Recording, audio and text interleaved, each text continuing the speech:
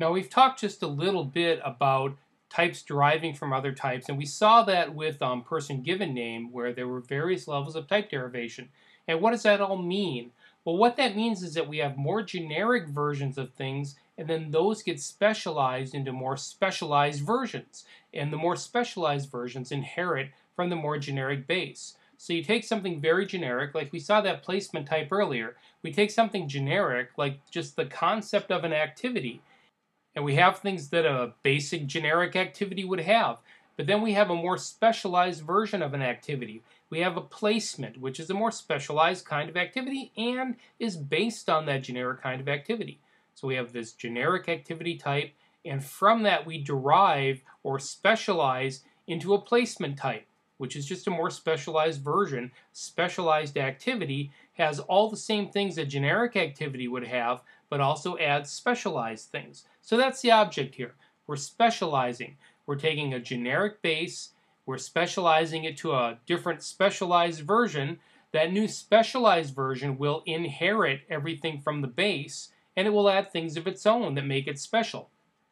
Now, it's also important to know that you can have multiple levels of inheritance. So you can take a base type, you can specialize it into a more specific type, and then you can specialize again to make an even more specialized type. And you can do that really as far as you want. Now, the NIEM has a limit to how far it goes, but there's no built-in one in XML schema. You keep specializing, and the more specialized versions will inherit from all the levels below it, all the more generic levels. Let's take a good example of that. Let's start with the concept of an activity, and from that we'll make more specialized versions. So we have a generic activity type to represent generic activities, and that's there in NIEM core. Now we have the idea of an assessment, right? You assess something, and that's a sort of activity. It's a more specialized version of an activity. It's not just a plain generic activity, it's a more specialized version. So here we have activity type, and it has generic things like an activity name and an activity status. But an assessment would add some more specialized information. For example, an assessment fee and an assessment referral. Those are kind of concepts specific to assessments that don't really apply to the generic idea of an activity. But we can go further than that. From the assessment type, we can derive a more specific juvenile assessment type. And the juvenile assessment type would include things like a caseworker and a juvenile. Now, those aren't things that you would necessarily have in a generic NIEM core sort of assessment type, but in the CIFAS domain, we have the concept of a more specialized juvenile assessment type, and that would contain those extra elements, caseworker and juvenile. But wait, there's more. We can also have a juvenile intake assessment type. This is again from the CIFAS domain. It's a specialized kind of juvenile assessment, which is a specialized assessment, which is a specialized activity. And the juvenile intake assessment type would have things specific to juvenile intake assessments, such as at intake presenting problem and client walk-in indicator. Those aren't things that you would necessarily have in a juvenile assessment. They're a juvenile intake assessment sort of thing. So here we have this multi-level derivation structure where we go from activity type, which is very generic, all the way up to a very, very specialized kind of activity, a juvenile intake assessment.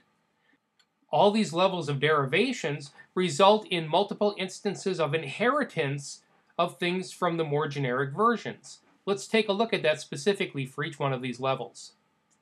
Activity type itself doesn't really inherit anything. Now, it isn't really a base type, it's derived from complex object type. But as we've learned now, complex object type is just an empty container to work from.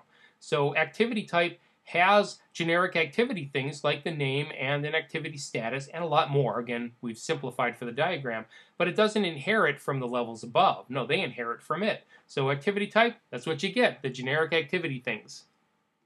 If we go up one level to assessment type, assessment type will contain things like an assessment fee and an assessment referral, but it will also inherit from the things it's derived from. So it will inherit an activity name and an activity status.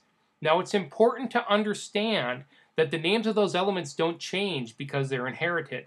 In other words, activity name doesn't become assessment name when it's used inside of something of assessment type. It's still called activity name, and that can be confusing. If you're looking for the name of an assessment and you're searching in some tool for assessment name, you won't find it. You'll have to know that assessment would inherit activity name from activity type and know that it would be called activity name.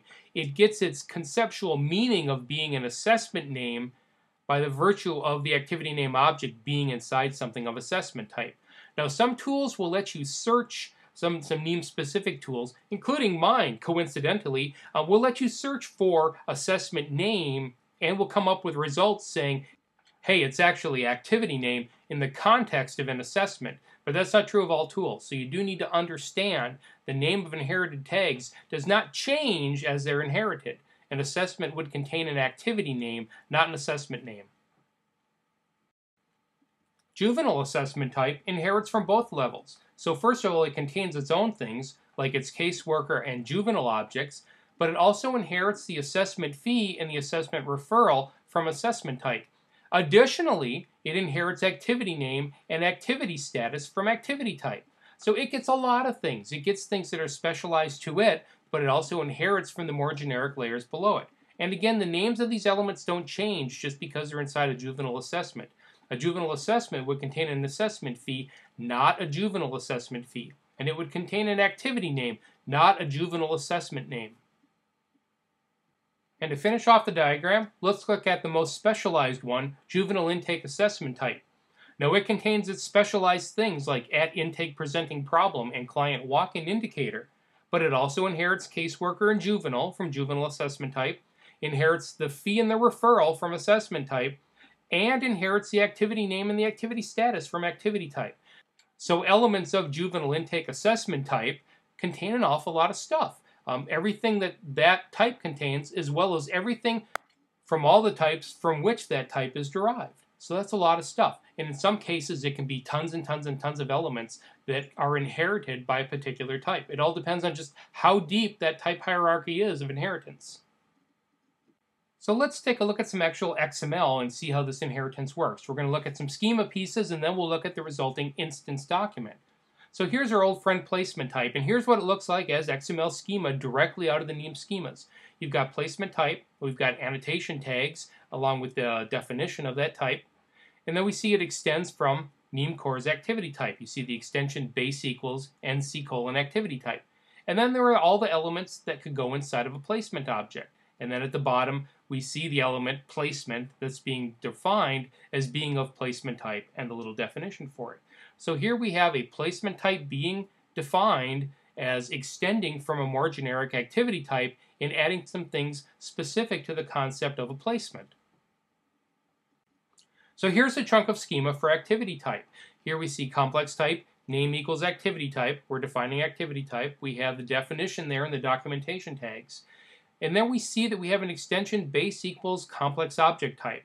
Now again, complex object type is an empty container that exists in the structure's namespace to provide an empty container that still has infrastructure attributes on it for our use in defining new containers. And then in between the sequence tags are all the different elements that would go inside of something of activity type. Activity identification, activity category text, there you see activity name that we had in the diagram, and a few others. Put those schemas together and what do you get? You get an instance document that looks like this. Now here's the thing to remember. The inherited stuff comes first. And that seems a little counterintuitive, but it's really not. When we make a placement type, it's based on this more generic type. So it already has the inherited stuff to begin with. As soon as you're saying we're going to extend from this base, you have that base stuff. Then you're adding additional stuff to it. So that's why the added additional elements come at the end. So what we see here is a placement object out of the CIFS domain, and we saw earlier 2 slides ago that it's of placement type, and placement type is derived from activity type. So first we see some of the elements from activity type, and in this case I've chosen to show the activity date, and actually inside the date object is another actual dedicated date tag that holds the date information. We have activity description text, another one I just picked out of activity type, and that's, of course, the description of the placement. Now, in the real world, that would actually be a description of the placement, but I'm not quite that creative. And then we see the end of that, and then we get the activity name, another inherited chunk from activity type, and that's the name of the placement. Then we get to the stuff that's specific to placement type, like the placement category restrictiveness text, which would talk about why it's the least restrictive placement. And the change of school indicator, in this case false, that's a Boolean. If we looked at its type information in the schemas, we'd see that. And then we have the end of the placement object. So this is an example of inheritance. This is what it would look like in the instance document. And it's important to really understand this concept because the NIEM is a vast array of various types, all inheriting from types that are more generic. There's just tons of it. There's actually very few kind of just one step removed from complex object things. There's a whole lot of different containers derived from other containers, and so there's multiple levels of inheritance. So now it's time for an exercise about inheritance. And in this exercise, we're going to have you find something and then answer some inheritance-related questions about it. And that thing is going to be juvenile cases. Juvenile cases, they're a common concept in the Children, Youth, and Family Services community. So what we want you to do is find an element representing the concept of a juvenile case. There's a lot of different searching tools available for the NIEM. So pick one and go find the concept of a juvenile case. Again, not hard to do. I've kind of given you the answer. But the important part is to see what's the name of the element and what is its type. Number two, from what is its type derived? List them all if there's more than one. We want to know the whole type derivation chain. Number three, what elements does it contain? Number four, what elements does it inherit from each of the types in question number 2 above? And finally, number 5, are there even more specific types derived from this type? And if so, what are they? So find the name of the type, find out what it's derived from, find out what it contains, find out what it inherits, and find out what more specialized things are derived from it. Now again, I know it's a video, and you can just go on and look at the solutions, but I urge you, please, you're only cheating yourself. Pause the video and think about it before you go on and look at the solutions. So here are the solutions. Number 1, the element is juvenile case. It's in the CIFAS domain. I told you it wasn't hard to find. You just search for juvenile case and you'll find it. Number 2, what is its type? Well, its type is juvenile case type, which is also in the CIFAS domain. Number 3, what is it derived from? What is juvenile case type derived from? Well, first it's derived from the NIEM Corps' generic case type. So you've got that. Then the NIEM Corps' generic case type is in turn derived from NIEM Corps' activity type. And then in turn, activity type is derived from complex object type out of the structure's namespace, an infrastructure layer. So you've got juvenile case type, derived from case type, derived from activity type, derived from complex object type. Now number 4, what does it contain? Well, it contains something called juvenile case augmentation, and that in turn contains the juvenile case specific stuff. And I don't want to talk about augmentations now because they're a confusing topic and they'll probably change with NIEM 3.0. So it's a whole nother section that talks about augmentations. So we'll just kind of let that lie for now. The answer for number 5 is fairly long. It's derived from case type, so that means it inherits things like case category text, case docket ID, case filing, case general category text, case resolution text, case subcategory text, case title text, case tracking ID, and case year date. Now, case type is derived from NIEM Corps activity type, so it inherits activity category text, activity date representation, activity description text, activity disposition, activity identification, activity name, activity reason text, and activity status. And since activity type is derived from complex object type, it inherits, well, nothing, because complex object type just creates an empty container. So this is everything that gets inherited by juvenile case type. Plus there's the juvenile case type specific things that it has.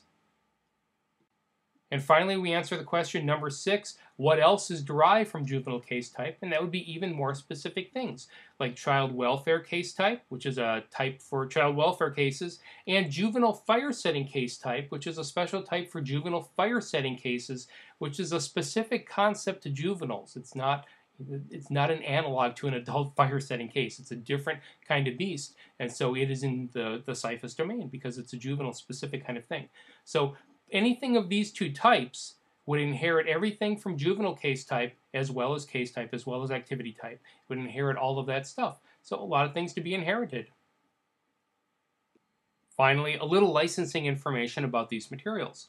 These materials are licensed under Creative Commons license. What that means is that you can take these materials and distribute them yourself, or you can use them as a base for making derivative works.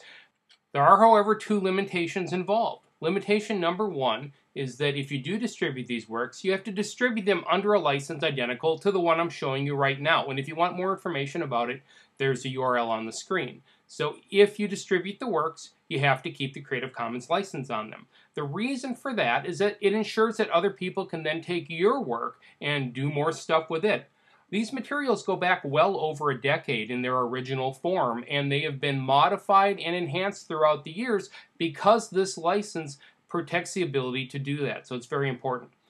The second part of it is attribution. You need to give credit to the original authors of the work that you're using. So in this case, we're going to give credit to the various works that this work is based upon, and that's in the next slide.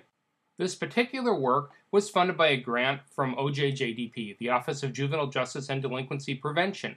They're based upon other prior works, partially work done by the Department of Homeland Security under their own grant, and partially under work done over the years by the IJIS Institute, the National Center for State Courts, and the Georgia Tech Research Institute. These materials are a combination of all those prior works modified and enhanced for the Children, Youth, and Family Services community.